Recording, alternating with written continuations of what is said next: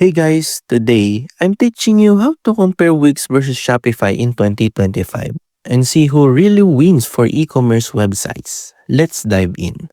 Wix is a website builder first, but it has solid e-commerce features. You get drag and drop design, product pages, and built-in tools for payments and shipping.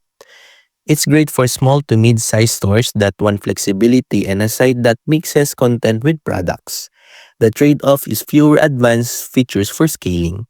Shopify, on the other hand, is built entirely for e-commerce. It handles large inventories, multiple payment gateways, and even global shipping with ease. Plus, its app store adds everything from marketing to accounting. It's perfect for businesses serious about growth, but it can feel overkill if you just want a small shop. So if you're starting small and want easy customization, Wix is a solid choice. But if your goal is a powerful, scalable online store, Shopify clearly takes the win. Thanks for watching this comparison and I'll see you in the next one.